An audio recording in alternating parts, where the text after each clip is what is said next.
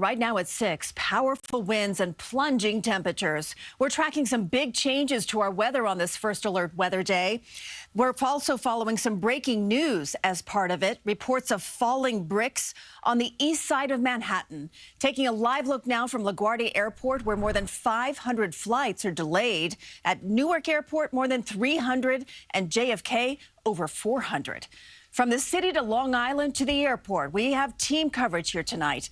Let's begin with meteorologist Vanessa Murdock. Vanessa? Christine, I'm truly not surprised that we're still getting more damage reports flowing into the region. The winds still gusting 40, 50 miles per hour. This is why it is still a first alert weather day. The winds are going to gust 50 to 60 at a maximum, and this until about roughly midnight tonight. So please be mindful. We could certainly see more damage around the region. As far as what's on the satellite and radar picture, we got drenched this morning, and then this afternoon we're dealing with some wraparound action. What we see right now in the satellite and radar picture is the cold air already beginning to pool in. We've got some snow to the northwest of the city. Strongest activity now pushing off the east end of the island. It's all associated with a cold front, and this cold front will continue to rock the region and bring in that cold air through the overnight. So what can you expect? 29 degrees overnight.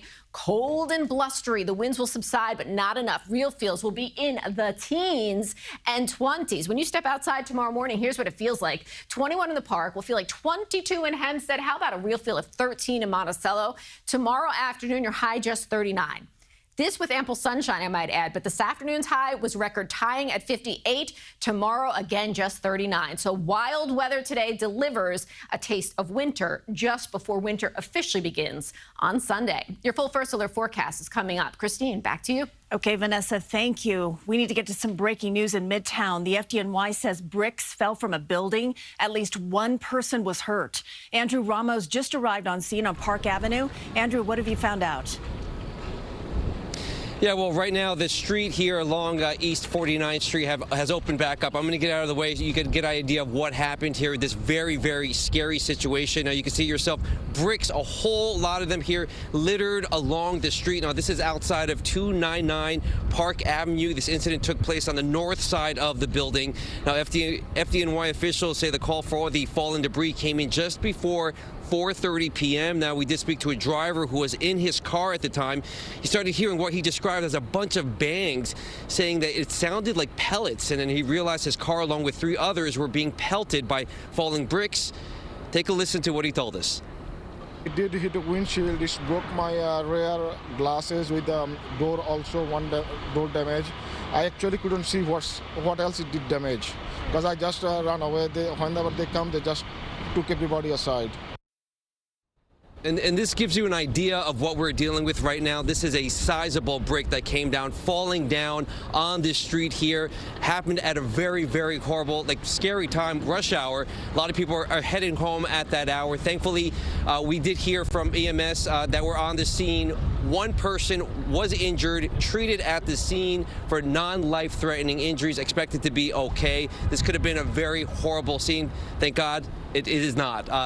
This is obviously still a developing situation. When we get more information on it, we will, of course, bring it to you. That's the latest from here live in Midtown. Andrew Ramos, CBS News, New York. Certainly some scary moments for those folks, Andrew. Thank you. Let's go to Long Island now, where they saw some of the worst of the flooding earlier today as that wind picked up and then the rain moved in. Carolyn Gusoff live now in Hicksville for us. Carolyn? Christine, this wind is just not letting up. It's unbelievable. And now the temperatures are dropping. So all of that snow that melted over the last couple of days and all of that rain that fell today is going to freeze. So we're going from a windy day to a night of black ice. Whipping winds across Long Island challenged holiday decor, power lines and trees. In Lindenhurst, a tree came crashing down, taking down wires and a pole. Another one that fell in Great Neck into wires set off this multi-car fire. And in Baldwin, a very close call for this driver who was sitting in his parked car making a phone call when this happened. All of a sudden, my floor shook and I heard boom. I looked out and I saw the tree on his car. It's crazy. I mean, we've lived here for so long and it just fell down out of nowhere. But it's miraculous that there's no damage. He's really lucky. A tired routine in Freeport where residents saw morning high tide flood their streets and brace again for the evening high tide. See how these people drive? Sometimes they drive fast and all the water just pushes right through. With the temperature dropping and winds still whipping, Suffolk County Executive Ed Romaine warns drivers of icy roads and possible low-lying flooding still to come. Our crews are out there. They're trying to clean out the basins because the basins have all the leaves that were there, that when we had the snow, didn't move, and now these basins are jammed up. And now this continued wind means that power outages can continue through the night. PSEG Long Island already restored 24,000 homes and businesses today. They've still got at least 6,000 more to go, and that number, as I said, could continue to climb. In Hicksville, Long Island, Carolyn, Gusoff, CBS News, New York. Could be a long night for those crews, Carolyn. Thank you for that update. Well, we already told you about those delays at the airports. With Christmas less than a week away now, the FAA says that today is the busiest travel day of the week. Christine Sloan is at Newark Airport with how travelers are faring. He was good. I'm very lucky. He's very chill. So, yeah, I was a bit worried that he was going to be sick or something. Sarah Paoli grateful she and her dog Aldo landed at Newark's airport after a rocky flight.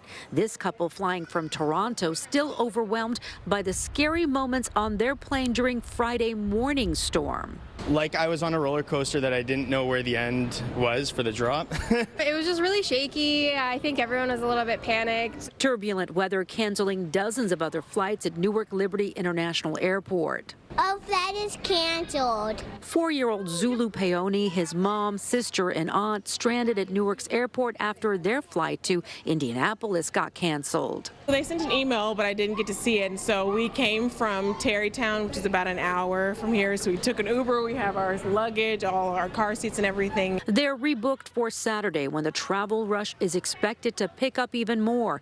Nationwide, AAA projects more than 8 million people will fly to their holiday destinations. That is 2.3% more than last year. We're going to see the Central Park and Empire State Building.